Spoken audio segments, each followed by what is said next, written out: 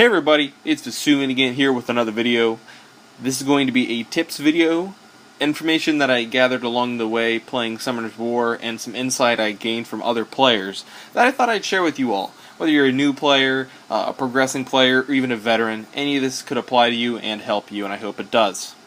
So, to start off, I'm going to be introducing a building, which is all hopefully very familiar to you all. You should be checking it every hour. Hopefully. It's probably the most vital building in this game, next to the summoning portal and your actual defense post, because that's pretty much your way to protect yourself. This is the magical shop. It has a timer, resets every hour. You can reset for 3 gems. Once you buy it, I believe around level 4 or 6, it has 4 slots, and the upgrades at the beginning are very small. Ranging from a little bit of mana to some crystals, and as you can see I need 2 more slots. But this is a very vital shop because along the road you'll get runes, monsters, even mystical scrolls, which can really change your gameplay. The monsters are nice. You can buy them and power up your other monsters, or even for fodder. I mean, really, the limitations are just controlled by your wildest desires. So, I mean, there's always the crap in the shop, the 1-star monsters, which take up a spot, but, you know, you'll get some good stuff. You know, here's a legend rune, here's an imp I could power up with another imp, etc. So, there's lots of stuff, unknown scrolls.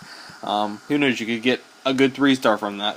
It's just really, it's sort of random. I mean, it's completely random, but you know what you're getting when you buy this, but, you know, if you get like a scroll, you won't know what you're getting afterwards. So, I mean, to be honest, to buy a mystical scroll with 100,000 mana, I think that's worth it any day of the week.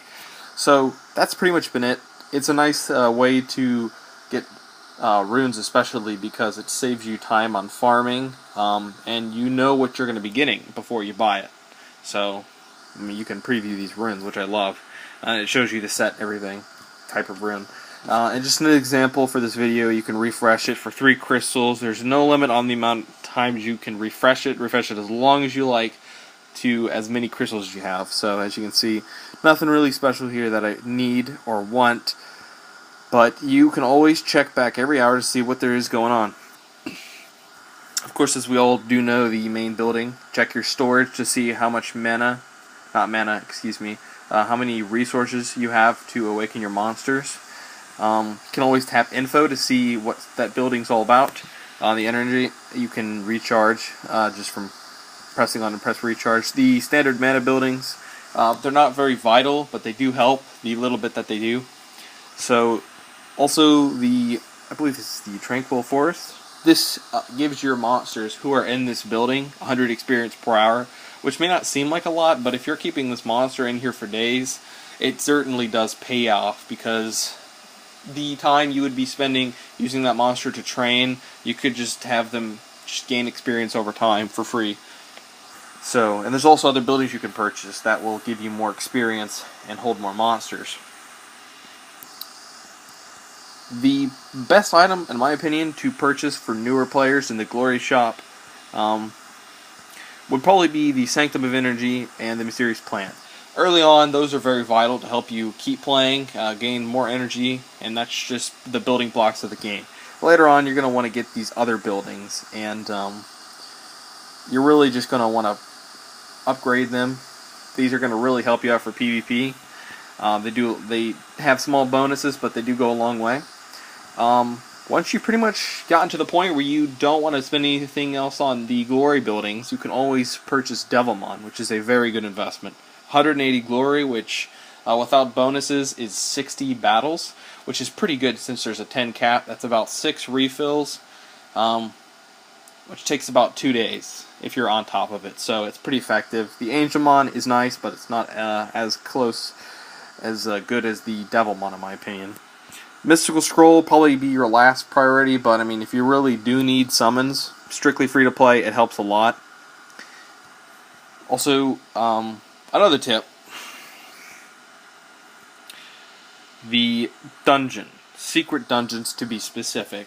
The game company releases special dungeons that are open for several days that offer a monster that you defeat certain stages and you get a certain amount of pieces the farther you get, and you get quite a bit of mana. So secret dungeons are a great place to farm mana, get some fodder units. In my opinion, the best monsters to look out for in secret dungeons are ones that you really need. Okay, the best ones to farm mana are the 3 stars, not 3 stars, the 2 stars. They cost 3 energy.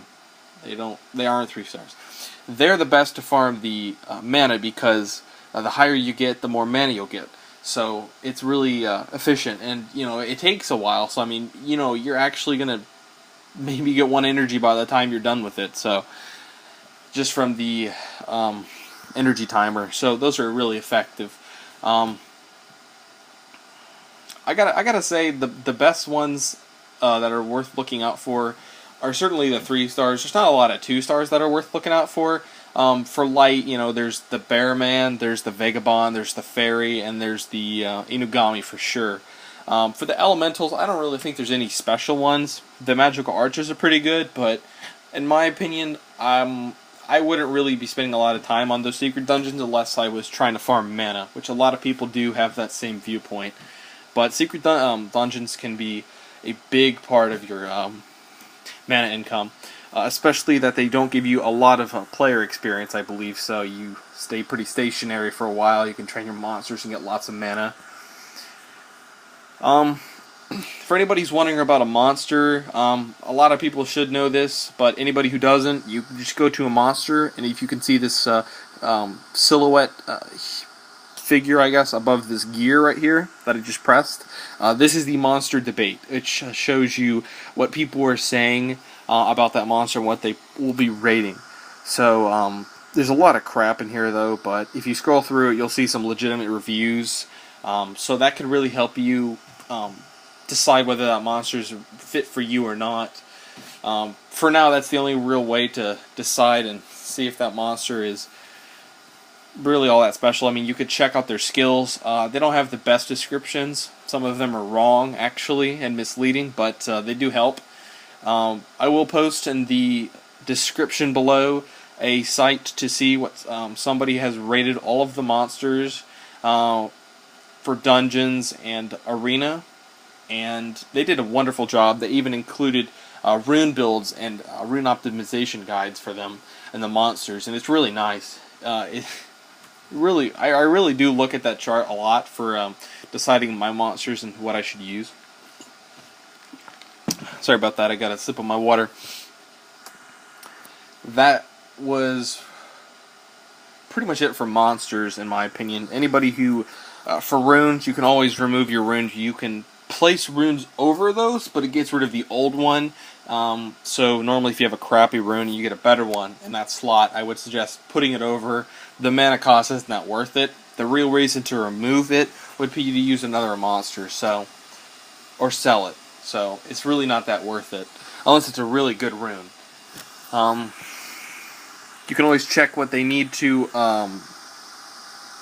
need for awakening. You can tap the upper right hand corner, and you'll see the timer. It's pretty hard to see because there's bars over it, but it shows you the time for the next point of energy or your next arena invitation, so that's always helpful. You can check the chat, and it shows you what dungeons are open. You can press that border, and it shows you the monster, their max stats, and their abilities at that current stage. And you can press on people's names, and you can friend request them, block them, visit, or view more. And this pretty much is their defense. It shows the information there. On the left side, you have your box, which is your social points, and your gift box, which will be where you get pretty much everything that Come To Us gives to their players, and any other sort of bonuses, like if you get a package or something on the lines of that. That's pretty much been it. I know this has been a pretty long video, but very brief video of tips, and I will be uploading more videos of tips and team tips, but this was just I guess to really get the ball rolling. in one way. But I hope some of this information helped you out. I know I wish I knew a lot of this before I really started going crazy on this game. So, I mean, it would have helped me out. So I hope you helped you guys out. If you guys have any other questions that I did not address and answer in this video, please post them in the comments below. I will try my best to answer them. If I can't, I will direct you to someone who can. Or I will post some links in the description that can also help answer those questions and offer vital resources to your Summoner's War gameplay. I highly suggest you check those out. So if you guys like the video, make sure you like and subscribe. Of course, post comments if you have any questions that I didn't address. Peace.